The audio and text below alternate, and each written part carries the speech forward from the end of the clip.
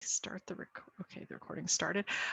We have with us Shannon Quinn, who is the Vice President for Product Management with Digital Commons, and he's going to be talking about the Scopus integration, which I can't wait to hear more about, as we were part of one of the pilot programs with that, and it was an incredible opportunity for us here at UNA. So without further ado, Shannon, the floor is yours. Hi, everybody. I'm Shandon Quinn. And first, let me say thank you to University of North Alabama, Dr. Bora, Derek, Jennifer. Thank you so much for allowing me the chance to speak and share here at this meeting. And secondly, thank you to everyone here. Firstly, for being customers of Digital Commons and being partners with us and members of our community as we support each other and try to help you all be as successful as you possibly can be using Digital Commons. And also for affording me some of your Friday afternoon on the cusp of summer here. So I'm deeply humbled, and what I'll definitely try to do is make my presentation today text light. I'll front load some of that, and as much as possible, give you some sense of general directions that we're going, both with the harvesting tool, but also planning next season's harvest for me and my team, meaning kind of the directions that we're going otherwise. And if you happen to attend Josh's Southern Miss IR conference, hopefully it'll be a little bit different than that and shed a little bit more light into the direction that we're going with the harvesting tool, and present a different angle on things. So without further ado, let me start off with this. And if you're asking, hey, Shannon, why are you sharing a picture of a rock concert, nighttime open air rock concert? That's because I'm not. This is a harvesting themed presentation. And if you were like me when you first saw this image and thought, man, I really miss outdoor concerts in the pandemic, only to realize that it's combine harvesters harvesting some grain here, you're with me. But indeed, I'm excited both for harvesting themed things, which I'll talk about today, as well as outdoor concerts very soon for us all. Okay, so let me start off with the harvesting tool. I didn't have any idea that Karen would mention the harvesting tool in her talk, and that Josh and Jenny would share their experiences in using it, nor that Jacqueline and Amanda referenced it as part of their faculty CV and bibliography support work. So what I definitely don't want to do is repeat demos and orientations or the things that they've said already about the harvesting tool. So if in the Q&A or in the questions or chats you have specific questions about the functionality, any tips and tricks or issues that you're having with it, please let me know. And I certainly want to spend time doing that, or connecting with you offline later so that I can help you. But for those that have not seen the tool, are still wondering about it, or you haven't thought fully yet about giving it time and attention, or thinking about how it could support you with your faculty publication workflows, supporting your research and populating content in your IR. I just want to recap here that you can learn about how others are doing it. There's a webinar that I did together with Annalise Dahl at Michigan Tech University and Nancy Crost at Missouri University of Science and Technology last month. And the link is here if you want to go see that on demand. The two of them give wonderful overviews of different workflows and different ways that they're using the tool. And we also have a collection of community members across our community that have raised their hand and said, please feel free to share my contact information with anyone that wants to learn more about the way I have used the Digital Commons harvesting tool. And again, there's a variety of different types of workflows and uses, some folks adding just full text open access documents and records, others adding metadata records only, some doing it author by author, others doing it across their entire institution with affiliation searches in Scopus. If you want to connect and learn more from other members of the community directly, besides the folks that obviously shared their experiences today, please shoot me a note at my email address here, and I'm happy to connect you. But then in terms of use, the harvesting tool as a function will always be a standard part of your Digital Commons license. So we hope that that's a link that you can always consider on your My Account page. It is permission based, so you can delegate that permission so that others on your team can use it for populating the IR. And just a reminder, the Scopus data through the tool is free to use for even those institutions that don't have a Scopus subscription through to the end of the year. We're still in discussions with the Scopus product team now about how we can continue that pilot, or what form we could take in continuing to offer data options for all of you, that whether you have Scopus or not as an institution, and whether you subscribe to it. So again, I don't want to dwell too much on deep diving into the functionality here again, unless there are questions that come up. And if you do have questions, please pop them into the chat now, and we can get to them at the end. But you know, in addition to the outcomes you heard about today, we've heard other folks tell us that we're on the right, we're building something valuable and it's in the right direction. And for some folks that were previously collecting CVs or using alerts with other tools to try and track new publications for their researchers, they've seen as much as 90% reduction to the time that they're taking, or 90% improvement to the productivity for these workflows. And I just loved it when basically Amanda and Jacqueline mentioned that with the tool's help, they could turn their attention to other things. That's part of the reason why we built this, so that you all could focus on more faculty engagement, more faculty outreach, discussing new great ideas for the repository.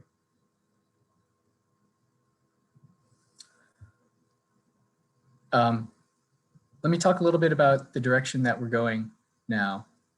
And when we're planning future harvests, one of the things that we might do, just like a farmer planning what crop might be good to support the markets that they're serving in a future season, and how might they plan each of their capabilities on the farm to support that. We're putting together a chart kind of like this.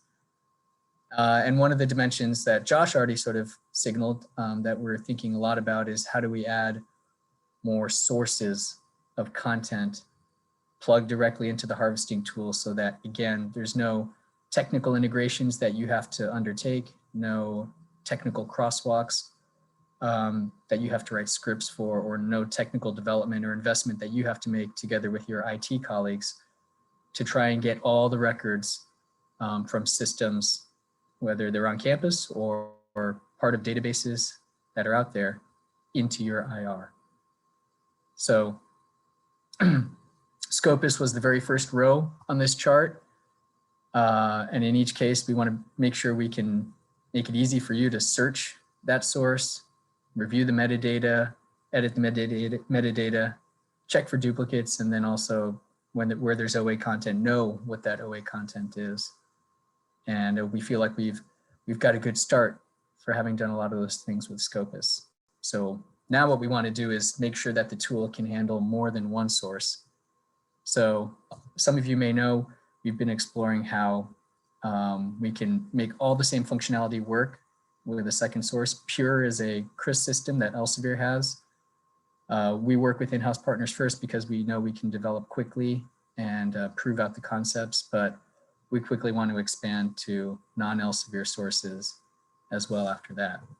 So we have an alpha version of the Pure integration already in place. You may have seen on the last slide that the screenshot at the top had the Pure radio button option to harvest from there rather than Scopus.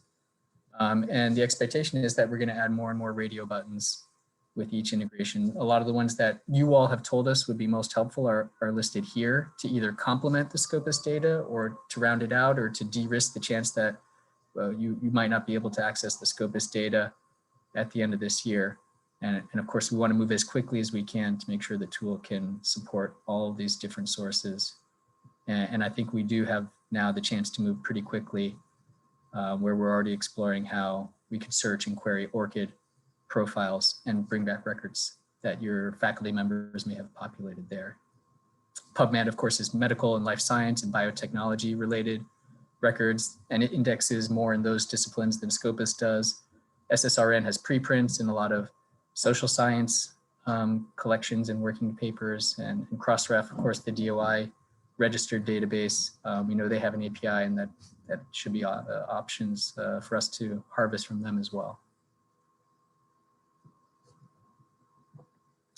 At the same time, we're also thinking along another dimension of how we can plan future harvests for you all and have the system do more of that work on your behalf.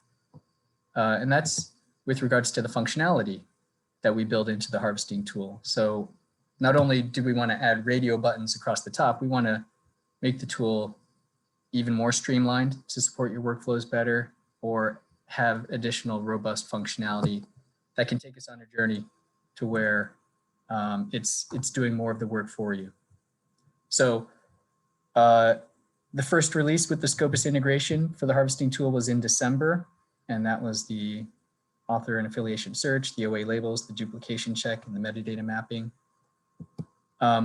We had a release just 2 weeks ago where we enhanced the duplication check capability so that whereas previously you could only run a duplication check against the series that you selected to map the metadata to, now you can run the duplication check across all the series or all the publications of a single type in your IR. So you don't have to run the duplication check multiple times. If you're harvesting by departments or by authors, and if those authors are interdisciplinary or you have multidisciplinary research occurring, you don't have to worry about how hard it might be to check for duplicates. And if you're doing entire affiliation searches and bringing back all the records for your institution with one search, now you can just run one duplication check across almost the entire IR just for that single search before you might break down the rows in the spreadsheet and batch upload them into different destinations.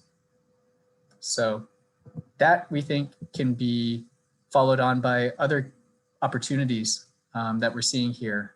We know Scopus also in December or January released more granular open access labels. So we want to support that workflow of identifying open access content that you can quickly, immediately grab a full text file for and bring into the repository. So whereas right now, the open access label in the tool indicates in a binary way whether something's open access or not, and kind of leaves it as a mystery as to what type of open access it is. When we implement these granular OA labels, we'll be able to distinguish a gold from a hybrid gold, from a green versus a bronze open access article. So you can treat each one differently and split the workflows as needed to either grab a full text PDF or ask faculty members for manuscripts or what have you. So we haven't built that yet, but we know that technically we've done some early scoping work to know that those variables are passed through the Scopus API, and it shouldn't be a technical issue for us to build this. Thinking longer term, we've also received feedback from a lot of folks who are participating in our alpha and beta testing periods that permissions checking would be a great integration with the harvesting tool as well. Sherpa Romeo has an API. If we know the publication titles, if we know the publication dates, can we categorize each of the records in the export according to what might be permitted, or even whether something's still under embargo.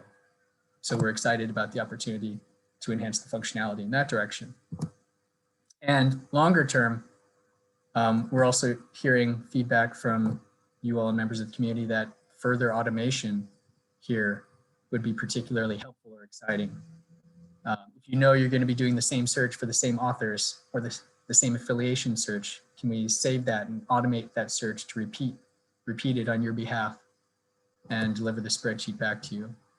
Can we afford you the chance to do and put in place and save custom mappings from source metadata to custom fields that you may have implemented in your repository that we wouldn't be able to create a standard mapping for otherwise?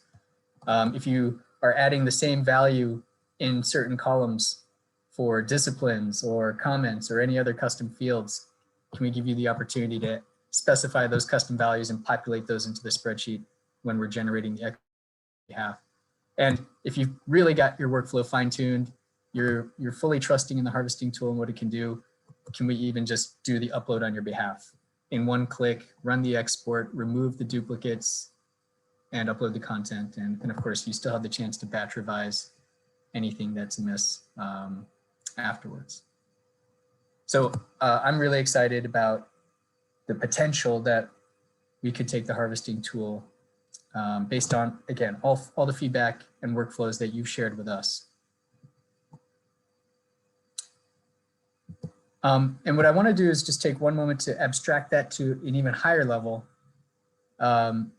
If we think about how the future of farming through this diagram is represented as technology coming together with multidimensional data and capabilities that are making an entire farm automated so that the farmer's doing more command and control rather than less manual work.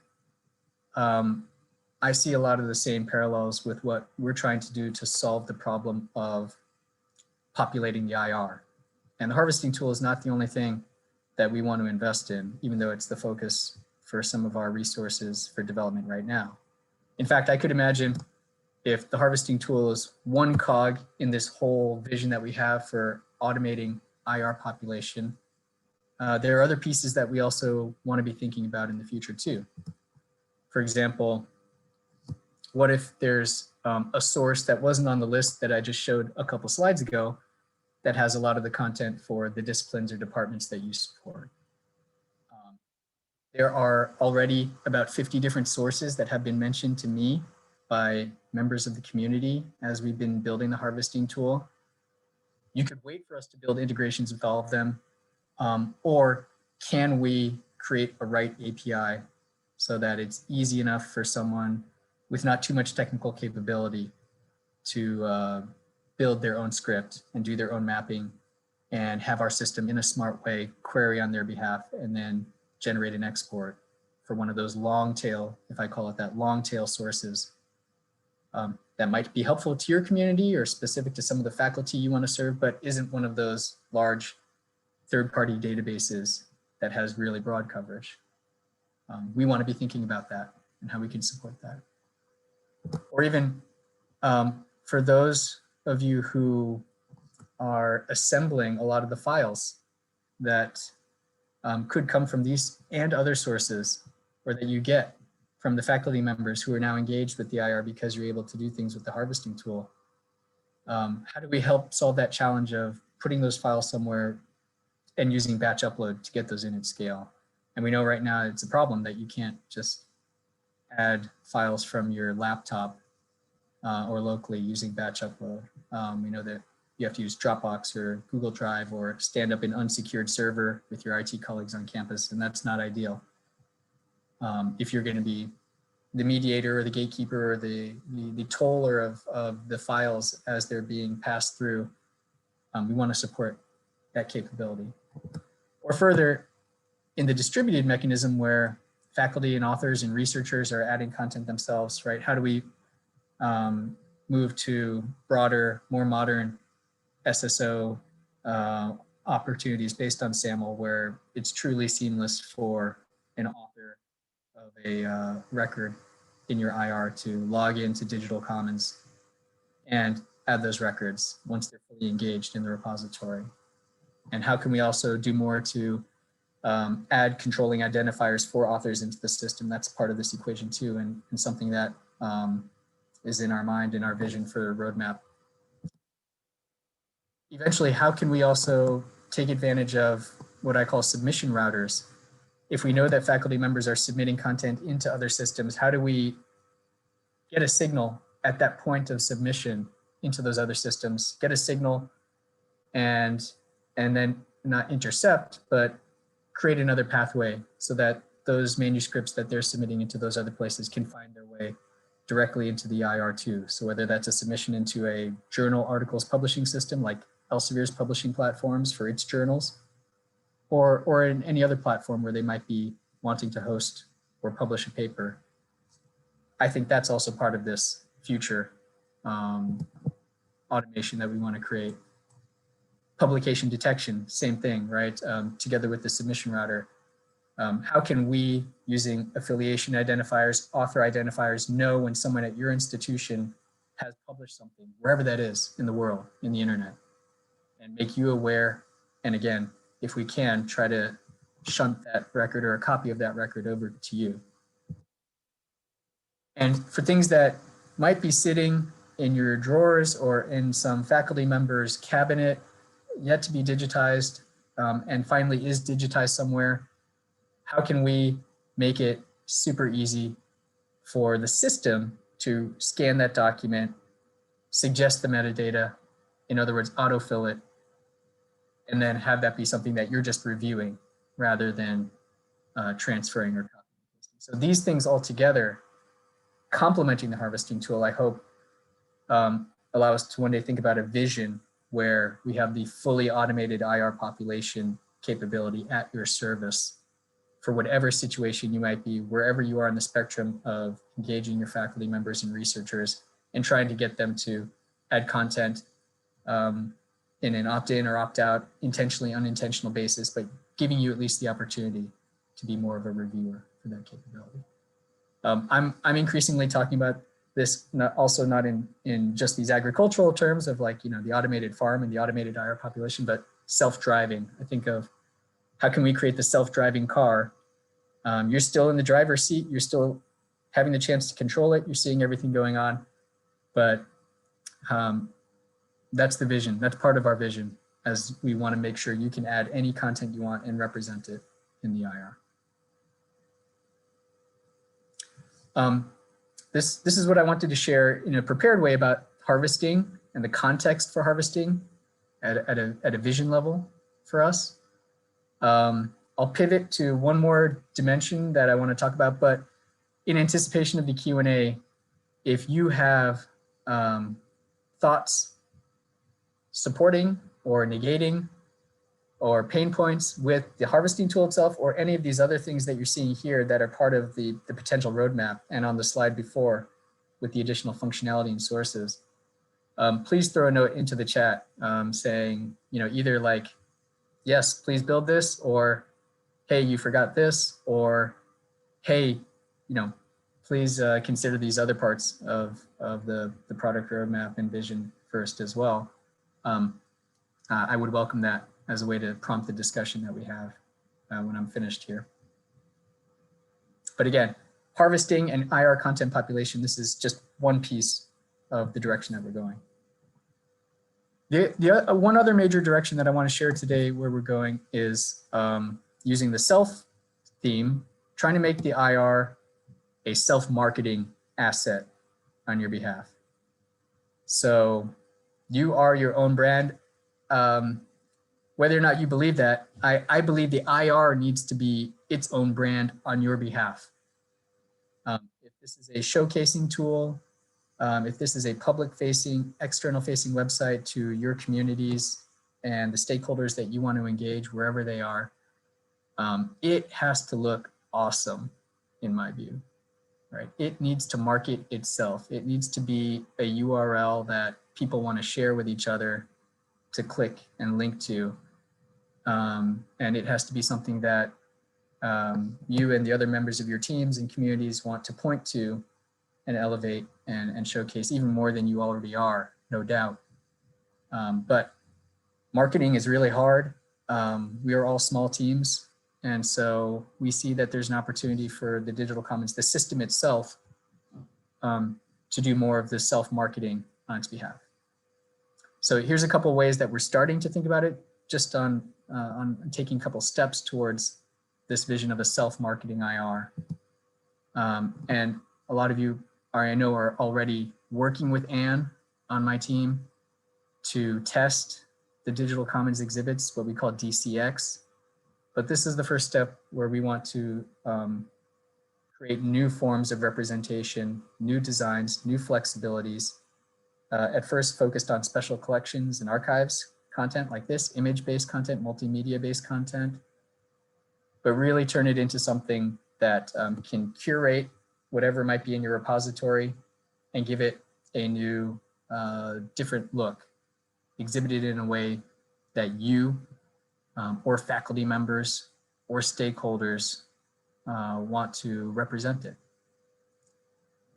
So this is an example I showed, I've shown a couple times now from Wright State that they've created just as a proof of concept, and they've allowed us to share. But we really want to reimagine a different landing page, exhibit page, and record page for the content that's modern, looks awesome, and again, gives you the customization and flexibility to create a narrative and tell the story a different way. If it needs to be told a different way than the traditional repository representations that we've had up till now.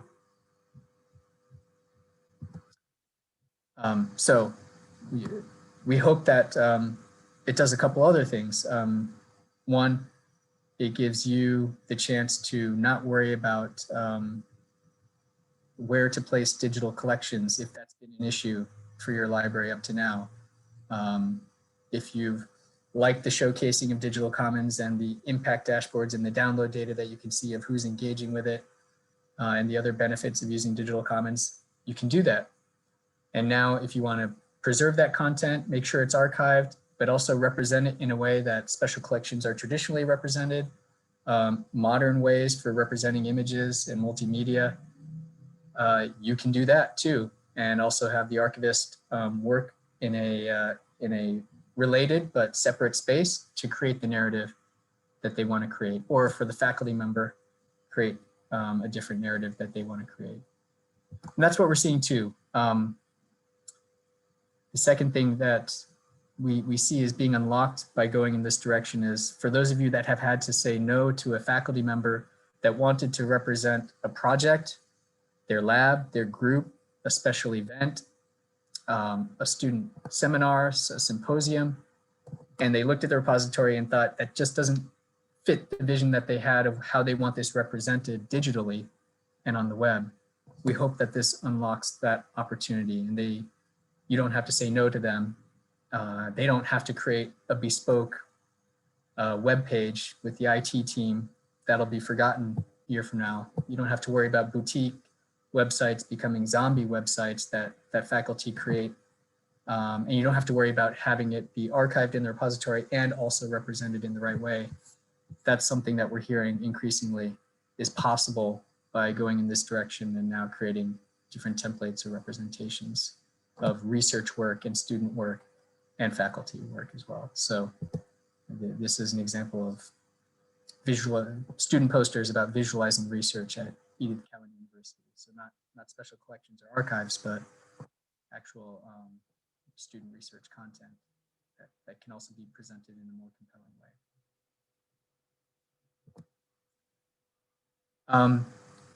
And the second thing that is a step that we want to take in this direction of having digital commons market itself on your behalf better is what we're calling impact case studies for now.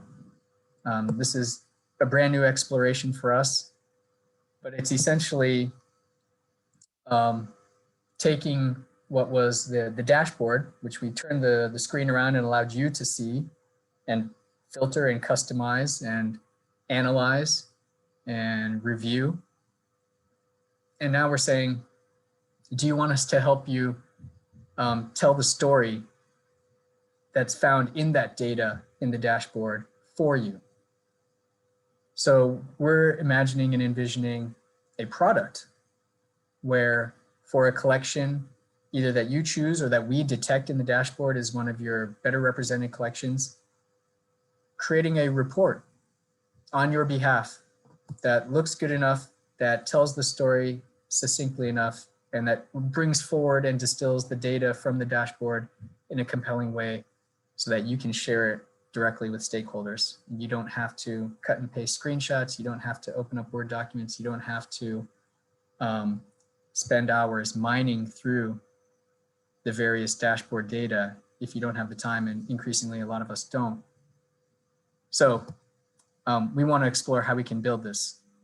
Can we create summary statements and paragraphs that tell the story of how many downloads you're receiving, how that's tracking and growing on an annual basis? Can we tell stories about the institutions that are coming to read the content that are in your collections? And this could be peer institutions, this could be Ivy League, tier 1 institutions, this could be local, regional partners, whatever's most impactful for the type of content that you're trying to represent here. Can we also draw connections and bring forward in clear and compelling ways the readership that you're receiving from government or from corporate entities, if that's most appropriate? So we really hope that we get your feedback and thoughts on the potential of doing something like that. So let me wrap up there. Those were the two themes that I just wanted to take a step up to another level and share with you in terms of the thinking that we have around longer term roadmaps and where we're going. The idea here is that if we can help the library become more interconnected, even more valuable as it supports your institution's enterprise, all the faculty, all the students, and all the stakeholders that you're trying your best to support right now. And the system itself is doing more of the work for you in either self-populating or self-marketing so that you can really engage better, outreach better, tell the stories better. That's the vision that we want to continue to pursue, amongst many other things that we're trying to do to make sure that the system can serve your needs. Okay. Oh, sorry about that. Let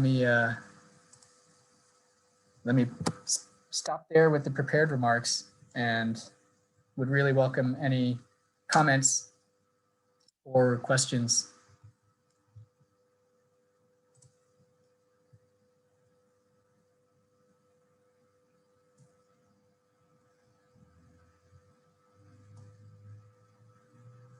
Okay, BB,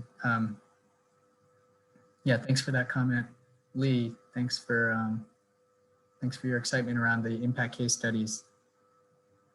For any of these things that I mentioned today, we are going to be doing continuous development. So that means just like for the harvesting tool, we had an alpha and beta for the first version, but I need feedback and I need testing and I need ideas to help mold the designs for that as we continue to develop it. Ann Connolly is leading the DCX alpha testing right now. If you're interested in joining, please let me know. Happy to give you a site.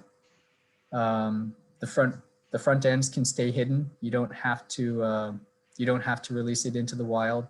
So it's a safe space to just try it out. But more importantly, Anne is looking for feedback again to shape that, because each week she literally is working with our software developers to decide what to work on next. So for almost all of these things, there's no hard-coded roadmap. We're just listening and taking your feedback and building against it in a lot of instances.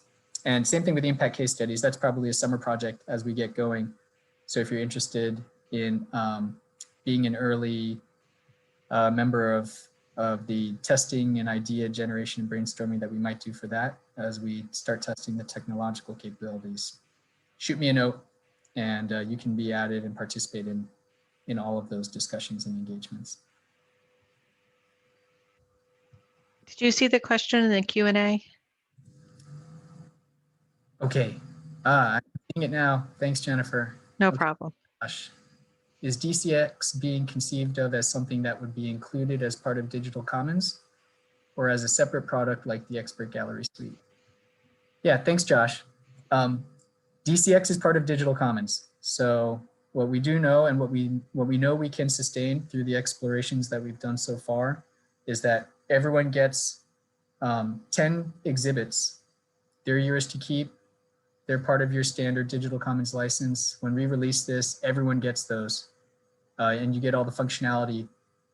So there's going to be a new suite, a new space that will open up on the back end that will be custom built to make it easy to bring any content in your repository over into that space. It'll be like another sandbox area for the exhibits. You can curate the content. Again, with DCX, you'll have the ability to intermix content types and put them into a single collection. And so all of that for 10 exhibits will be part of the standard digital commons license. After that, the scaling is part of the investment that we're making. So we're anticipating that there would be an additional subscription charge to unlock more exhibits beyond that and all the content that you'd want to represent there. But for those 10, you'll always have them, and you can rotate exhibits into or out of those 10 as you best see fit. So we've heard a lot of folks say, we want 1-year exhibits. They're temporary. After a year, we might not want them to be there anymore. And that's fine. You can take them down and then you can use that exhibit for something else. But we really hope that that gives everyone here in our community a chance to really use the functionality, use it permanently, keep whatever they make. And if it is something that more of the community wants and you can drive adoption on your campus, that it can be a joint investment that we make to build that out further.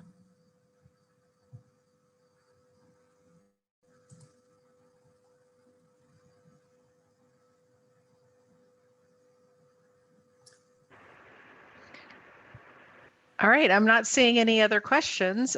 This was fascinating. I love seeing what BPress is doing next. I've always been really interested in going to those presentations. I think that's where we met, was me going to a presentation somewhere where you were talking about what was coming next. So I really appreciate you wrapping up our DCSEUG with kind of an exploration of what's coming next. So thank you very much, Shannon. Yeah, most welcome. Thanks everyone again.